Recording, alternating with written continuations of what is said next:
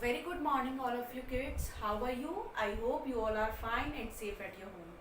Students, today we are going to start a new topic of this chapter. Climate का हमारा जो chapter है उसमें हमने अपने 6 फैक्टर्स कंप्लीट कर लिए हैं कि कौन कौन से फैक्टर हैं कि जो वर्ल्ड के प्रोस्पेक्टिव पर जो हमारे क्लाइमेट को क्या करते थे, अफेक्ट करते थे. क्लियर.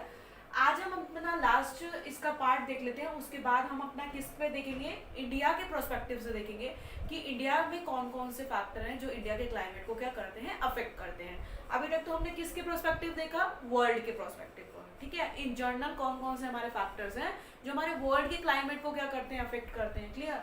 तो what is climate control relief, क्या है climate control relief, what is relief. Relief too plays a major role in determining the climate of a place. जो रिलीफ है ना वो भी एक इंपॉर्टेंट रोल प्ले करता है क्या डिटरमाइन करने में, determining the climate of a place, कि किसी भी प्लेस के क्लाइमेट को डिटरमाइन करने में जो रिलीफ है एक बहुत ही इंपॉर्टेंट रोल क्या करता है, प्ले करता है. क्या है, physical feature control the climate of an area. जो फिजिकल फीचर है, लाइक कहीं पर तो आपको क्या देखने को मिलता है, माउंटेन्स देखने को मिलता है, कहीं पर प्लेट्यूज देखने को मिलता है, और कहीं पर क्या देखने को मिलता है, प्लेन्स देखने को मिलता है. ठीक है. तो ये जो फिजिकल फीचर्स है ना वो भी हमारे कंट्रोल को, हमारे जो क्लाइमेट है ना उसको क्या करते हैं, कंट्रोल करते हैं. क्लियर. तो फिजिकल फीचर्स जिस तरीके से वेरी होगा उस तरीके से हमारा जो क्लाइमेट है वहाँ का वेदर भी क्या हो जाता है, उसी तरीके का क्लाइमेट भी हमारा क्या होता रहता है, चेंज होता रहता है. क्लियर. जैसे एग्जांपल है, high mountain act as a barrier for cold and hot winds. ठीक है. मान लो ये क्या है, माउंटेन है आपका. ठीक है. ये हो गया माउंटेन. ठीक है.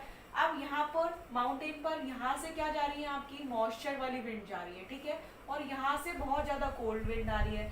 लेकिन जो ये माउंटेन है ना आपका क्या काम करता है, एक बैरियर का काम करता है कि यहाँ से अगर मॉइस्चर की विंड जा रही है, अगर ये माउंटेन ना होता तो वो सीधे निकल जाती और हमारे इंडिया में तो क्या ना हो पाती, रेन ही नहीं हो पाती.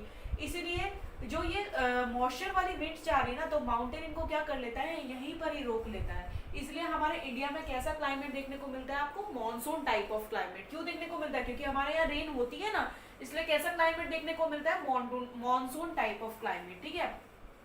तो ये मॉइस्चर वाली विंड जा रही थी और यहाँ से बहुत ही ठंडी हवाएं आ रही थी. अब यहाँ से ठंडी हवाएं आई तो इस जो माउंटेन है ना इसने इसको क्या कर लिया, इस ठंडी हवाओं को यहीं पर ही रोक लिया. अगर ये जो बहुत ठंडी हवाएं हमारे इंडिया में एंटर कर जाती तो आप देखेंगे हमारे इंडिया में कैसा वेदर देखने को मिलता है आपको, जो विंटर देखने को मिलती है ना वो बहुत ज़्यादा हार्श देखने को नहीं मिलती. कि मीन्स इतनी ठंड नहीं होती कि आप क्या कर सकते हैं, इन जनरल अगर आप शादी पार्टी में जाते हैं तो आप क्या कर सकते हैं, एक नॉर्मल आप पतली सी स्वेट शर्ट पहन के भी आप अपना क्या कर सकते हैं, काम चला सकते हैं. या फिर आप शादी पार्टी में विदाउट क्या कर सकते हैं, वुलन भी जा सकते हैं. तो आप देखेंगे कि अगर हम पानी भी पीने के लिए लेके आ रहे हैं तो ऐसा नहीं होता कि पानी लेके आए और उसमें बर्फ जम गई. तो ऐसा हमारे यहाँ इतनी ठंड देखने को नहीं मिलती है, ना ही इतना हार्श विंटर हमको देखने को मिलता है. ठीक है.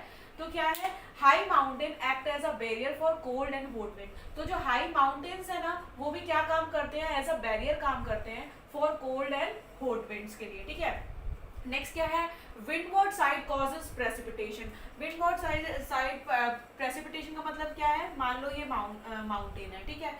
इसके इधर देखिए तो बहुत ज्यादा बारिश हो रही है. ठीक है. और इधर की साइड देखिए तो बहुत ज्यादा क्या देखने को मिलता है, ड्राई देखने को मिलता है. तो यहीं पर ये जो माउंटेन है इसने दोनों तरफ का क्या कर दिया, जो वेदर है उसमें क्या देखने को मिलते हैं, हमें डिफरेंसेस देखने को मिलते हैं.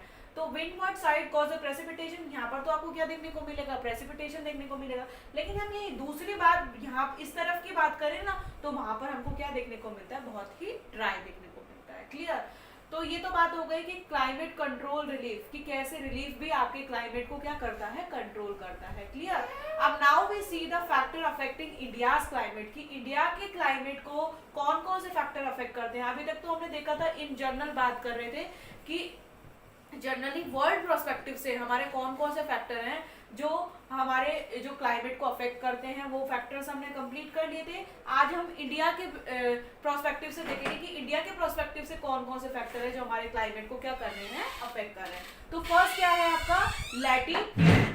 अब हम आप बोलोगे मैम हमेशा आप बोलते हो कि लैटिट्यूड ही क्या करते हैं, हमारे वेदर को क्या करते हैं, अफेक्ट करते हैं, इंडिया के क्लाइमेट को क्या करते हैं, चेंज करते हैं। क्या मैम लॉन्गिट्यूड नहीं करते? हाँ, लैटिट्यूड मीन्स जो ये लेटी हुई लाइंस है ना, यही इंडिया के क्लाइमेट को क्या करती हैं, अफेक्ट करती हैं। ये लॉन्गिट्यूड, जो ये लॉन्गिट्यूड है ना, ये क्यों किसको बनाते हैं, डे नाइट को बनाते हैं।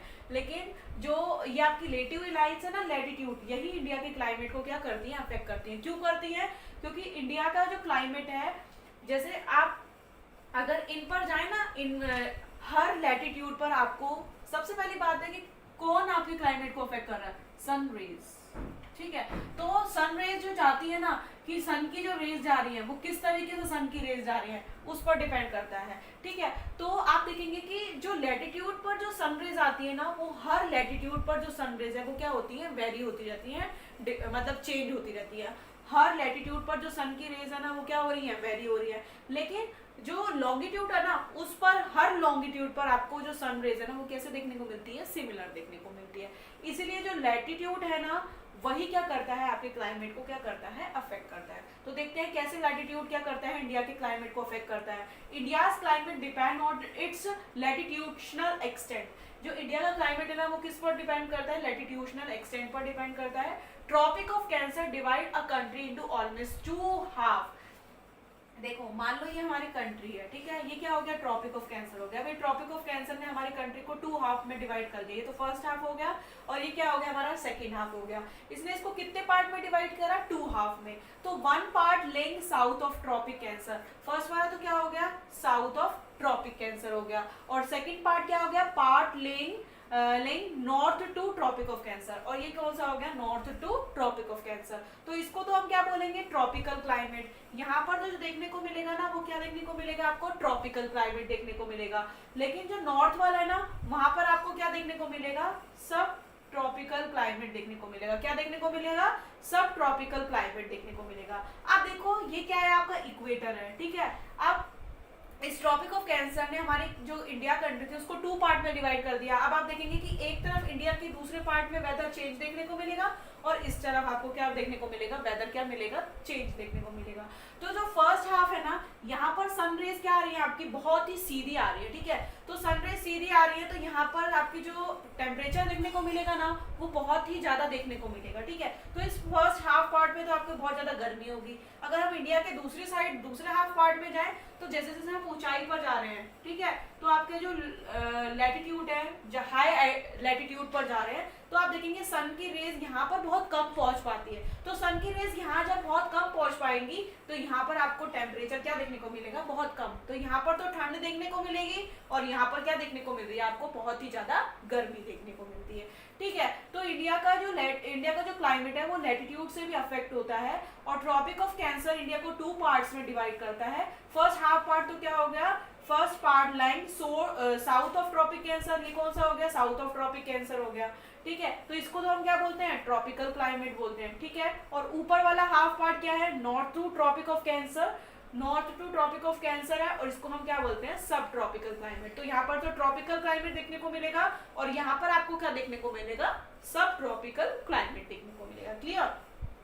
तो आपने देखा कि इंडिया के एक पार्ट में आपको बहुत ज्यादा क्या देखने को मिल रही है, गर्मी, और वहीं पर ही दूसरे पार्ट में आपको क्या देखने को मिल रही है, उसी टाइम पर बहुत ठंड देखने को मिल रही है, ठीक है।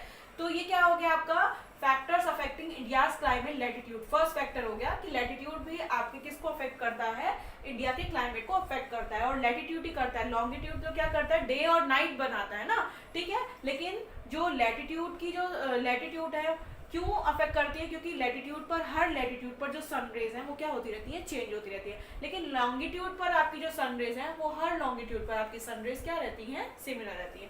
तो सबसे बड़ा क्या रीजन हो गया कि सन रेज की वजह से जो हमारा जो क्लाइमेट है, जो वो क्या होता है, अफेक्ट होता है। क्लियर। सेकेंड पार्ट क्या है, factor affecting India's climate altitude. अब कौन सा पार्ट आ गया आपका, एल्टीट्यूड। की एल्टीट्यूड मतलब जितनी ज्यादा ऊंचाई पर जाएंगे उतनी ज्यादा क्या देखने को मिलेगी, आपको ठंड देखने को मिलती है, ठीक है। तो एल्टीट्यूड भी क्या करते हैं, आपके क्लाइमेट को अफेक्ट करते हैं। कि हमको पता है कि जो we know how the altitude control the climate of an area, कि कैसे जो एल्टीट्यूड है किसी जगह के क्लाइमेट को कैसे कंट्रोल करता है, ठीक है। How does it affect the climate of India, और कैसे इंडिया के क्लाइमेट को अफेक्ट करता है।